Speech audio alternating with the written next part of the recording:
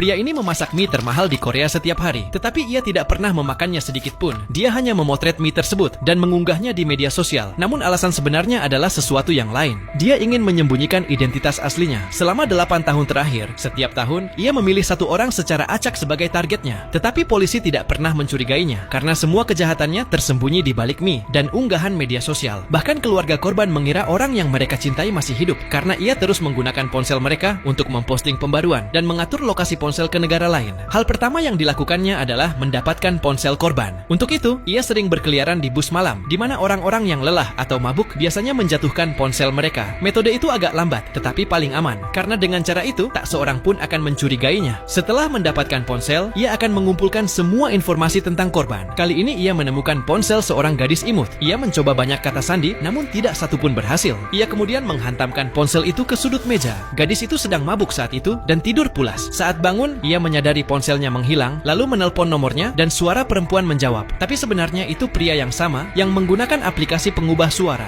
dan mengatakan bahwa ia menemukan ponsel itu di bus, tapi ponselnya sudah rusak. Kemudian ia memberi alamat toko reparasi ponsel dan menyuruh gadis itu untuk mengambil ponselnya di sana. Gadis itu tidak curiga sedikit pun. Ia pergi ke alamat yang diberikan. Itu adalah bangunan tua terbengkalai yang hampir tak ada orang yang datang. Saat masuk ke toko, ia melihat ponselnya dan layarnya memang rusak. Penjaga toko yang sebenarnya pria yang sama memberinya sebuah formulir. Ia harus mengisi semua detail di dalamnya. Yang paling penting adalah kata sandi ponsel. Gadis itu ingin ponselnya cepat diperbaiki, jadi tanpa pikir panjang, ia mengisi formulir tersebut. Sekarang pria itu memiliki semua informasinya. Ia mengganti kamera ponsel, memasang layar baru, membuka kunci ponsel dengan kata sandi, dan diam-diam memasang sebuah virus di dalamnya. Sekarang setiap data gadis itu akan langsung terkirim padanya. Sebelum pergi, gadis itu bahkan berterima kasih. Ia tidak mengetahui bahwa sekarang setiap tindakan, setiap panggilan, setiap pesan, bahkan arah kamera ponselnya sedang dipantau. Dalam beberapa hari, pria itu tahu semua tentang kehidupannya, dari kebiasaan, percakapan, bahkan rahasia yang tak ia sadari sedang direkam dari ponselnya. Di malam hari saat gadis itu tidur, pria itu mengendalikan ponselnya dari jarak jauh. Ia memeriksa semua pesan dan aplikasinya. Setelah mengumpulkan semua informasi, pria itu mulai merencanakan langkah berikutnya.